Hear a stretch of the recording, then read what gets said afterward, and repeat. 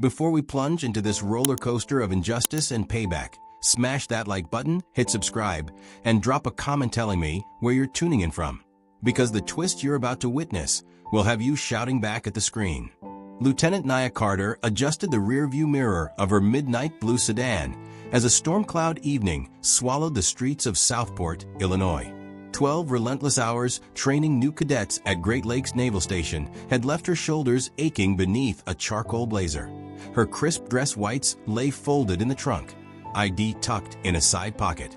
Neon pawn shop signs flickered against wet asphalt when crimson flashers exploded behind her.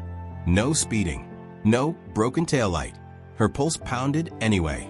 Deputy Dirk Hanley, 6'4", buzz cut, the perpetual smirk of a playground bully who grew into the badge, thumped the window. Rain sheeted off his duty cap, but malice blazed bone dry in his pale eyes. License and registration. Nyah kept both hands visible. Evening, deputy. May I ask why I'm? Step out. Now. No explanation, just the click of a thumb on the holster. Gravel bit her heels as she complied. Hanley prowled a slow circle, flashlight spearing through raindrops. Got a long day ahead of me, he sneered, and twitchy drivers make it longer. I'm coming from a naval briefing, she answered. Lieutenant Carter, U.S. Navy. He chuckled low and oily. That right? Uniform in the trunk, I suppose? He wrenched it open. White spilled onto mud. Her ID slid beneath the bumper. Then his boot pinned it there. Funny. No proof, no rank. Cold fury lanced her ribs, but training welded her face to stone. Hanley's shove smashed her against the fender, cuffed steel-bit wrists. The cruiser's dash cam mysteriously malfunctioned as he spat, resisting. Raindrops masked the bruise blooming on her cheek, yet her eyes blazed like signal flares. Want more? Tap like if injustice lights your fire, and keep watching to see how one dirty stop detonates an entire city. 2 days later, Southport courthouse steps.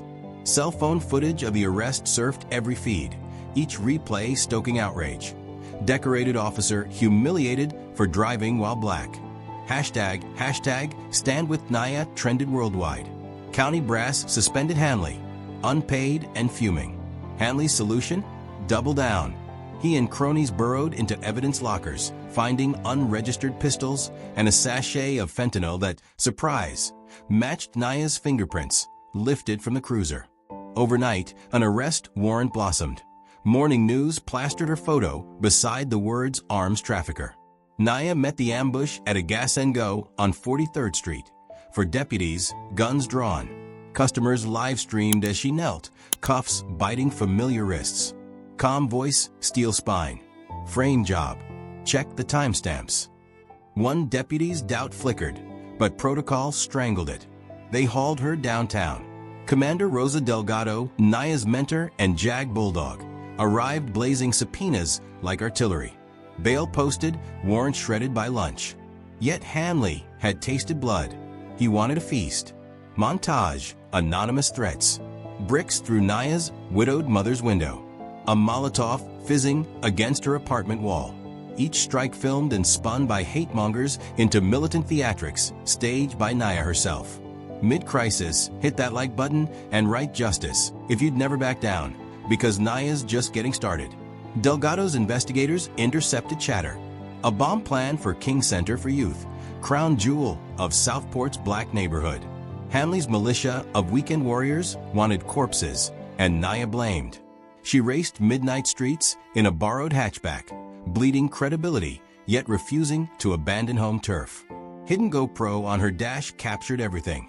Her quiet entry through a maintenance hatch, the bundle of C4 wired beneath the basketball bleachers, the frantic snip of detonation cord.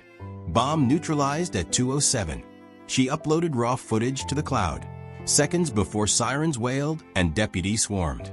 Planting round 2. Same pistol, same fentanyl.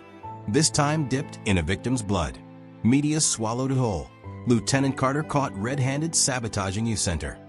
Hashtag flipped to hashtag Nyah the Menace. Delgado petitioned federal court. Evidence of planted blood surfaced. Judge unsealed Hanley's racist group chats. Memes too vile for broadcast. Suspension became termination. Termination mutated into indictment. But a venomous snake decapitated thrashes hard. Hanley absconded with 3 diehards, looting an armory. Last stand mentality. Abandoned Watson Steel squatted on the riverfront, its smokestack skeleton fingers clawing storm clouds. Inside, crates of ammonium nitrate ringed a diesel tanker. Hanley planned a megaton blame game, vaporize half the docks, pin it on Nyah's revenge crusade. She arrived hobbled, ribs taped, faith bruised, but spirit ferocious. Helmet camera live-streamed every heartbeat to Delgado's secure server. Cat and mouse through rusted catwalks echoed with thunder, muzzle flashes, and Hanley's rabid taunts. Knife-edge finale. Nyah tackled him beside the tanker, tore detonator wires free seconds before zero. Fists, rage, history collided. Hanley reached for a sidearm. Nyah broke his wrist, cuffed him with his own restraints, read him rights between ragged breaths. Outside, federal sirens crescendoed. Floodlights painted her silhouette heroic. Livestream peaked at 2 million concurrent viewers. Drop a like and tell us where you're watching if your heart's racing right now. Courtroom weeks later. Forensic audit obliterated every frame job, every editor's deceit. Nyah's medals returned. Mother's windows replaced by the county. Settlements funded college gyms at King Center. Hanley? 2 consecutive life terms, no parole. Yet scars lingered. Nyah stood on those courthouse steps, sunrise gilding steel buildings, addressing cameras one last time. I fought because I wore a uniform long before that traffic stop. But you don't need rank to resist tyranny. If this story moved you, hit subscribe, share it with a friend, and comment the city you'll defend against hate. Keep the flame alive.